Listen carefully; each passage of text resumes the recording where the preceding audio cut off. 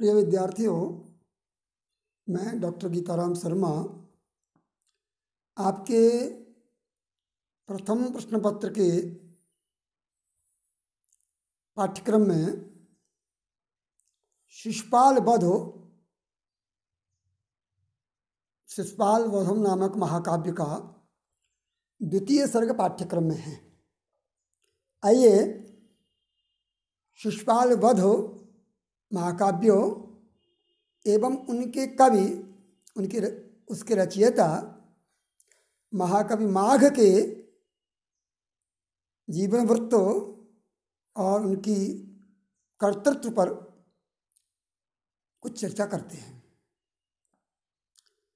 देखिए, हम सबके ध्यान में ये होना चाहिए कि संस्कृत की जो सुदीर्घ साहित्यिक परंपरा है, उस परंपरा में महाकाव्यों की एक लंबी श्रृंखला है। वो बहुत बड़ी संख्या के महाकाव्यों की सूची के अंतर्गत 3 महाकाव्यों का नाम अत्यधिक आदर से लिया जाता है। इसलिए उन 3 महाकाव्यों को संस्कृत महाकाव्यों की बृहत्त्रयी के नाम से जाना जाता है। उस बृहत्त्रयी में 3 महाकाव्य हैं। महाकवि माघ रचित शिशुपाल वधम, महाकवि भारवी कृत किरातार्जुनीयम और श्रीहर्ष रचित नैषधीय चरितम। तो महाकवि माघ विरचित जो शिशुपाल वधम है, उस पर हम चर्चा करते हैं। माघ काव्य या शिशुपाल वधम के रचयिता महाकवि माघ के जीवन वृत्त के विषय में बहुत संक्षिप्त यदि जानकारी स्मरण रखें तो यह है कि इनके पिता का नाम श्री दत्तक और जो इनके पितामह थे वो सुप्रभदेव। अपने पिता के नाम की चर्चा उन्होंने जो शिशुपाल वधम महाकाव्य की प्राचीन जो प्रतियां हैं, प्राचीन संस्करण हैं, उनके प्रत्येक अंक के समापन पर उन्होंने स्वयं लिखा है, भीनमाल वास्तव्य दत्तक सूनो माघ, इस तरह से किया है। तो सामान्य प्रश्न के रूप में इनके पिता का नाम दत्तक और दादाजी का नाम सुप्रभदेव है। राजस्थान में एक भीनमाल नाम का बड़ा सांस्कृतिक कस्बा है। अभी वर्तमान राजस्थान में, पश्चिमी राजस्थान में जालौर जिले के अंतर्गत वो भीनमाल है। कभी वही भीनमाल गुजरात प्रांत का हिस्सा हुआ करता था। तो आज जो भीनमाल जालौर में है, आज की दृष्टि से देखा जाए तो उनका जन्म राजस्थान के वर्तमान जालौर जिले के भीनमाल नामक स्थान पर हुआ था।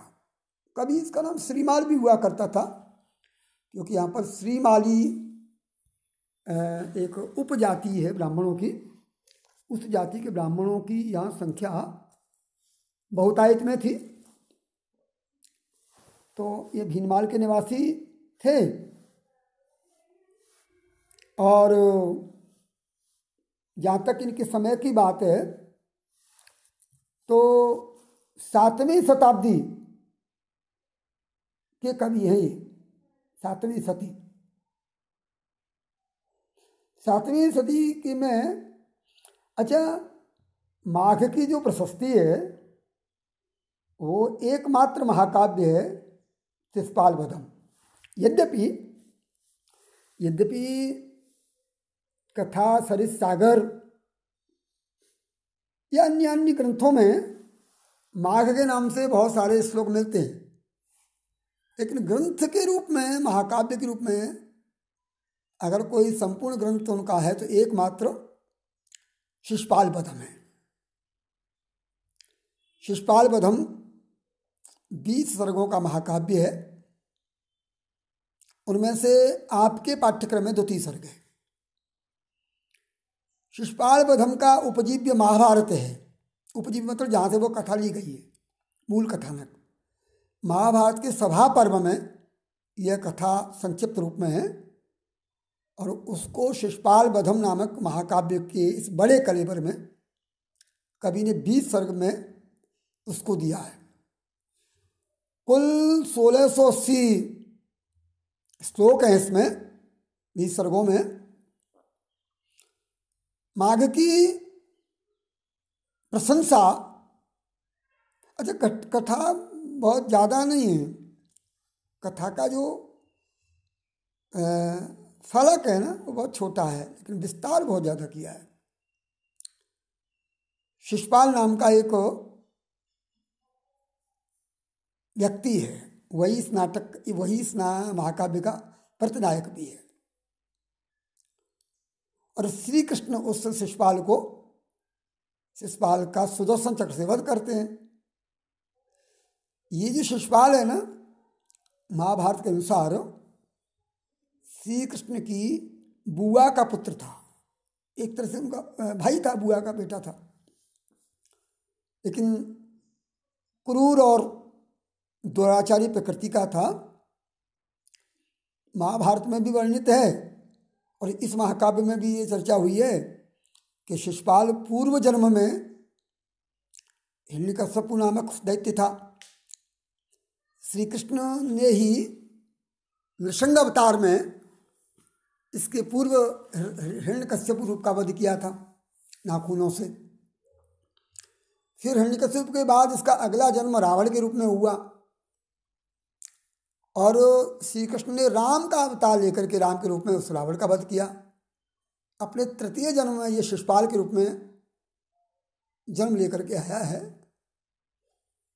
ये बचपन से ही आताताई था, दुराचारी था।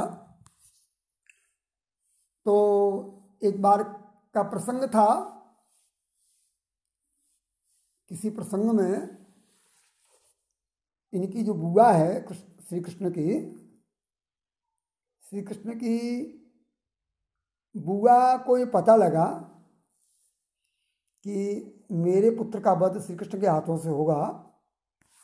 तो बुआ ने निवेदन किया श्री कृष्ण से कि तुम मेरे पुत्र पर दया रखना।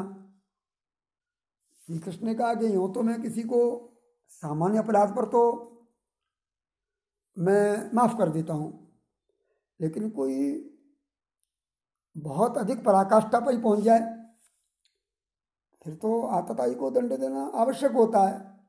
तो उन्होंने वचन दिया था कि मैं इसकी 100 अपशब्द, 100 एक तरह से गालियाँ तो सहन कर लूँगा, लेकिन 100 के अतिरिक्त यदि देंगे तो फिर मैं इसको नहीं छोड़ूंगा। ऐसी कथा है। तो इसका श्री कृष्ण ने वध किया सुदर्शन से, सुदर्शन चक्र से। मूल कथा इतनी सी है, क्योंकि इसका प्रतिनायक है। वैसे तो महाकाव्यों का नाम या तो कथानक के आधार पर रखा जाए या जो उसका नायक उसके नाम पर रखा जाए। तो यहाँ पर चूँकि शिशुपाल वध की कथा है मुख्य, और एक आतताई का विनाश समाज के लिए एक संदेश देता है।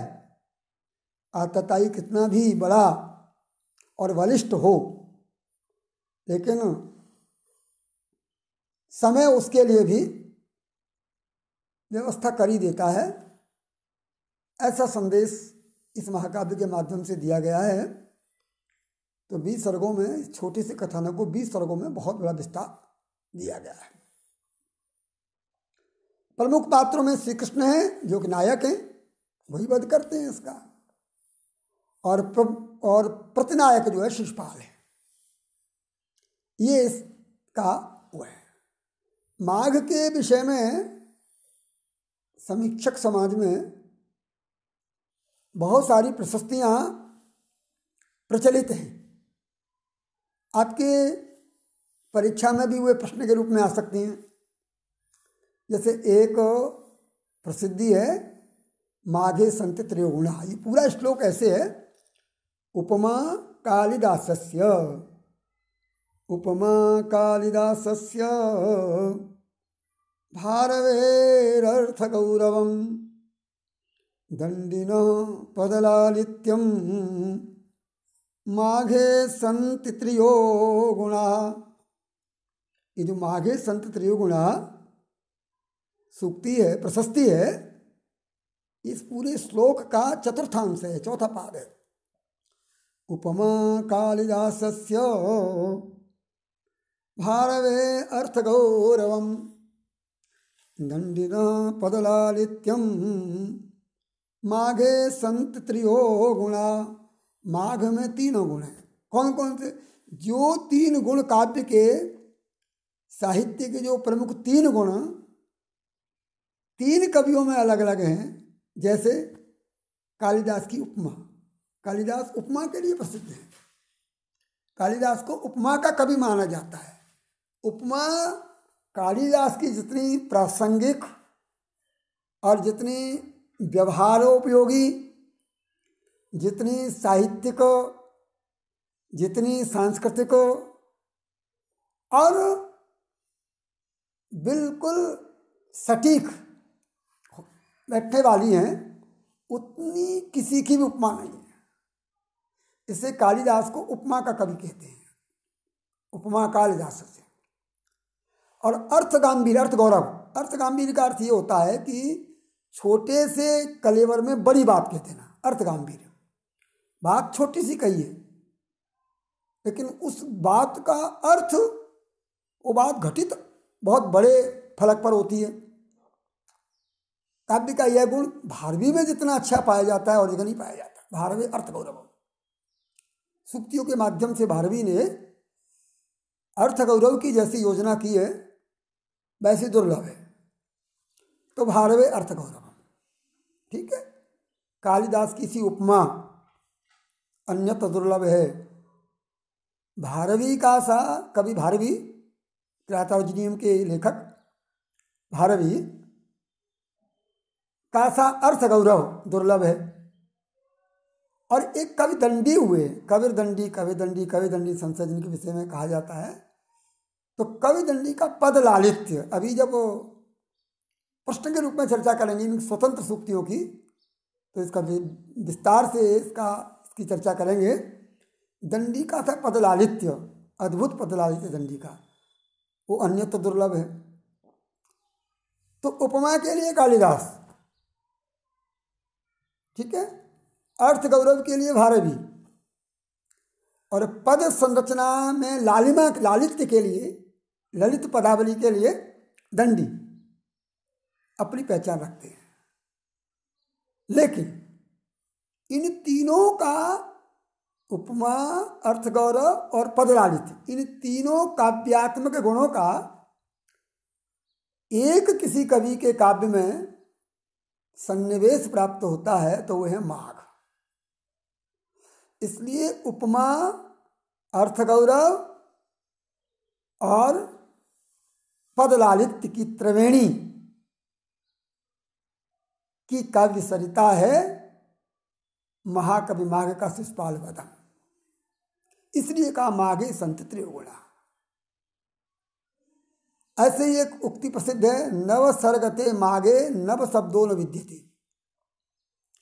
माघ के 9 सर्ग बीत जाए, 20 सर्ग हैं, 9 सर्ग तक इतना कुछ कह दिया जाता है इस काव्य में कि आगे और कोई नया शब्द मिलता ही नहीं। अथवा 9 सर्गों में जितना कह दिया जाए उसके अलावा 9 शब्द भी नहीं मिलते, है ना। इतना उनमें श्लेष हो सकता है। यह भी किसी माघ के प्रशंसक ने कहा है। इनके ही एक प्रतिस्पर्धी कवि हैं, ये प्रश्न भी आ जाता है, भारवी और माघ की तुलना का, बहुत सारे तुलना के बिंदु हैं। तो माघ के प्रशंसक माघ को श्रेष्ठ मानते हैं, भारवी के प्रशंसक भारवी को श्रेष्ठ मानते हैं। ये दोनों अलंकार शैली के कवि हैं। संस्कृत महाकाव्यों में शैली के आधार पर दो शैलियाँ हैं, रस शैली, रसमयी शैली, अलंकारिक शैली। तो दोनों ही कवि अलंकारिक शैली के हैं। तो अलंकारिक शैली की कवियों में दोनों माघ की और भारवी की तुलना भी प्राय आती है। तो माघ के किसी समीक्षक ने कहा, तावद भा भारवेर भाति यावन माघस्य नोदय। इसके दो अर्थ हैं। तावत माने तब तक, भा माने प्रकाश, भारवे माने सूर्य का। सूर्य का प्रकाश तब तक ही शोभा देता है, यावत जब तक माघस्य नोदय, जब तक माघ का महीना नहीं आ जाए। एक अर्थ तो ये, सूर्य में चाहे जितनी गर्मी हो, जेठ में जो सूर्य तमतमाता है वो माघ में खुद आकर के सिकुड़ने लग जाता है। तो माघ का महीना जब तक नहीं आता है तब तक सूरज की गर्मी गर्मी जैसी लगती है। एक माघ में सूर्य का पता ही नहीं लगता। यहाँ पर है ना, भारवी और माघ दोनों में श्रेष्ठ है। तो भारवी माने सूर्य का प्रकाश कब तक शोभा पाता है, जब तक माघ का उदय नहीं हो जाए। और दूसरा अर्थ कवियों की दृष्टि से, भारवी का काव्य, भारवी पूर्ववर्ती है, माघ उनके उत्तरवर्ती हैं। भारवी दक्षिण भारत के कवि हैं, माघ उत्तर भारत के हैं। तो भारवी का किरातार्जुनीयम बहुत प्रशंसा पा गया था उस समय तक, ये थोड़े से पहले के हैं। तो कहते हैं भारवी का किरातार्जुनीयम या काव्य, भा माने उसकी वाणी रूपी प्रकाश, उनका लेखन तब तक ही टिक पाता है, तब तक ही प्रकाशित होता है, तब तक ही उसका प्रकाश फैलता है विद्वत समाज में। यावन जब तक माघ कवि के शिशुपाल वध का उदय नहीं होता, प्रकट नहीं होता। जब तक माघ कवि का शिशुपाल वध हो, महाकाव्य समीक्षक समाज के सम्मुख नहीं आता है, तब तक ही भारवीकृत किरातार्जुनीयम समीक्षक समाज में सम्मान पाता है। तो तावद भा भारवे भाति यावन माघस्य नोदय। ऐसे ही एक सूक्ति है, एक प्रशस्ति है, मेघे माघे गतम वयः। मेघदूत और माघ काव्य गतम वय। कोई कवि कहता है कि कोई समीक्षक कहता है कि मेरी उम्र तो दो ही काव्यों में निकल गई, एक तो मेघदूत पढ़ने में और एक माघ काव्य पढ़ने में। अर्थात दोनों महाकाव्यों की, या एक तरह से ये दो महाकाव्यों की एक साथ प्रशंसा की गई है। तो जो स्थान लोकराग, प्रकृति चित्रण, है ना, रस दृष्टि से, ठीक है, मानवीय मनोभावों का चित्रण, इन सब दृष्टियों से जो स्थान कालिदास के मेघदूत को प्राप्त है, वही स्थान शिशुपाल वध को भी प्राप्त है। मेघे माघे